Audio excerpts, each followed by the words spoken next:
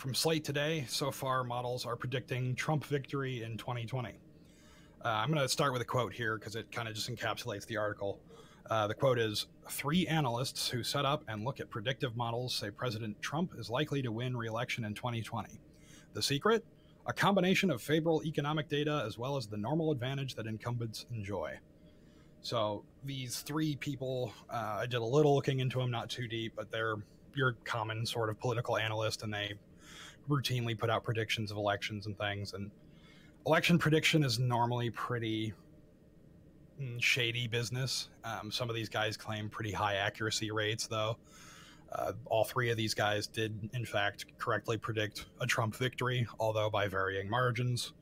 I know one guy had said, "Oh yeah, he's going to win in a landslide," and of course it wasn't a landslide. So it casts a little doubt on their methods, but people listen to them. It's still important. It's a bit early in the game, but it's interesting to note they are coming out already and saying Trump 2020.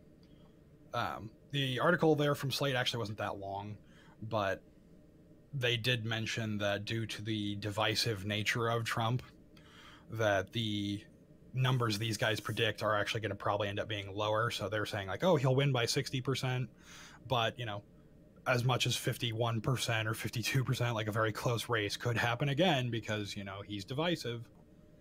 On the mean hand, Vox actually came out with something of a counter article, as well as a few other sources, but this is just the one I ended up landing on.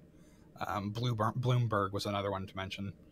They point out that traditional connection between the economy and the president may not hold true anymore.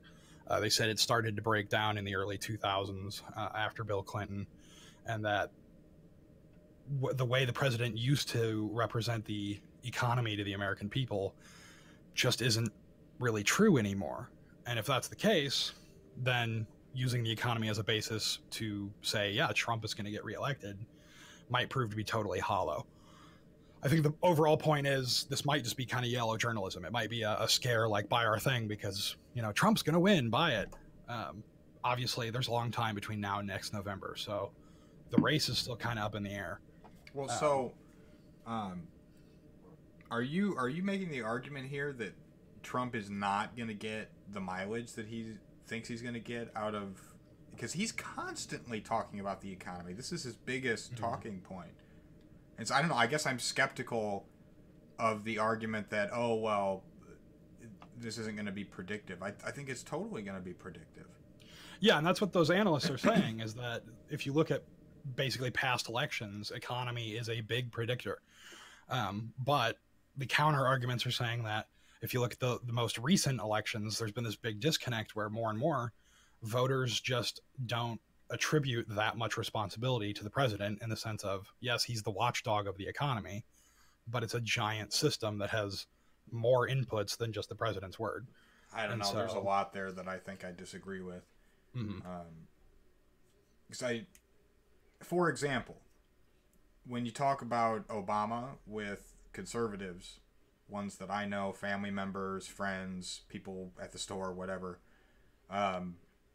consistently they hate on Obama for economic choices that he made, or that they perceive that he made, even though there are demonstrable things that Trump is doing right now that are causing them direct suffering.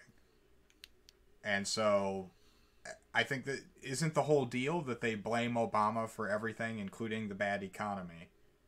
And then as a result of that, they come out in droves. I know it's much, much more complicated than that, but I don't know. I guess I'm going to need to read some articles, because I want to just say I think it's bullshit. I think absolutely the Trump's biggest weapon is that he can point to this thing that they're calling the economy, which I don't think the average person even understands. But there's lots of numbers that he can say that are large and inflated, and that's going to get people to go out to the polls. I think the only way that Trump does not win is if there is a grassroots sort of movement to get the youth out to vote, unlike anything that we've ever seen. Short of that, I think Trump wins on racism, xenophobia, nationalism, and fucking corporate greed, yay economy bullshit alone. Like I think he just wins steamroll style. Yeah, and I think for his win, there's going to be two important factors. I think he's going to ride. I think he's going to ride the economy, like you said. Well, let's just say the economy crashes tomorrow. He's just going to blame the Democratic House. Yeah, he's just going to say, "Oh, I'm doing everything I can, but the Democrats stopped me." Everything was great until foolish Dems took over House. So sad. So sad. Country ruined now. That's totally what would happen, and people would buy it. I'd be getting calls from people going, see, you Dems came in, and now everything's fucked. That's exactly what would happen. And so I'm very skeptical of anybody who's telling me, oh, don't worry about the economy. It's not as predictive as it used to be. Go fuck yourself. It looks like it's going to be pretty fucking predictive.